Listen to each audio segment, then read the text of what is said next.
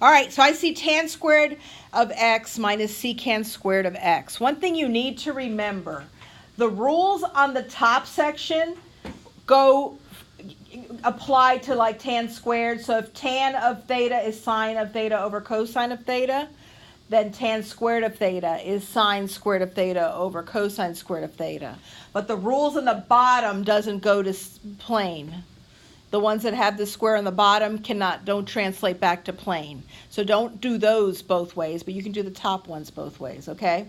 So if I have secant squared of x on the board minus tan squared of x equals 1, what is tan squared of x minus secant squared of x going to be if it's the inverse?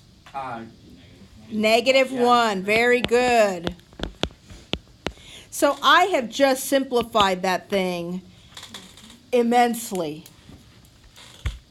Wait, how did you? There is no rule about tan x minus 1 because all those rules have squares on them. So you can't use any rule now. So I'm out of rules, and now I'm going to go to sine and cosine. So tan is sine of x over cosine of x minus 1.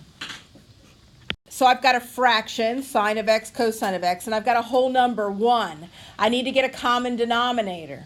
The common denominator is cosine of x. So this is the same as sine of x over cosine of x minus cosine of x over cosine of x, because that's 1, right?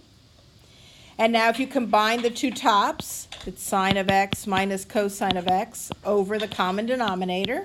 I believe we have arrived.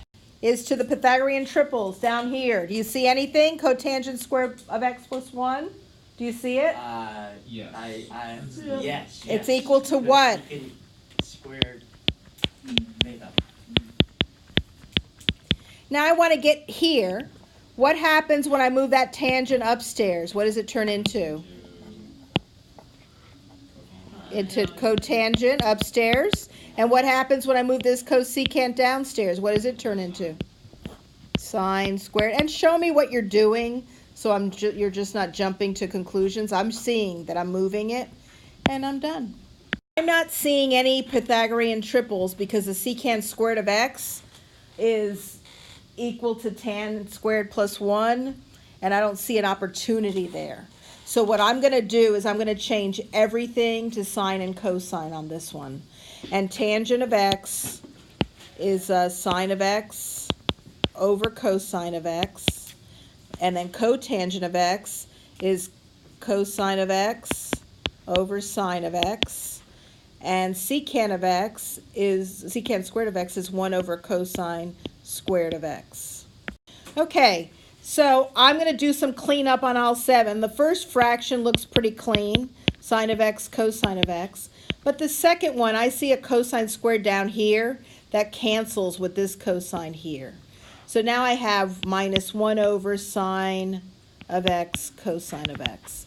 And okay, so now I've got one fraction with a plain cosine and the other fraction with a sine and cosine. So this guy here needs a sine to make it the same common denominator.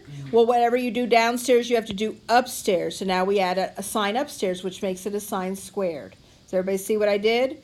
So now we can combine the top, sine squared of x minus 1 over sine cosine of x.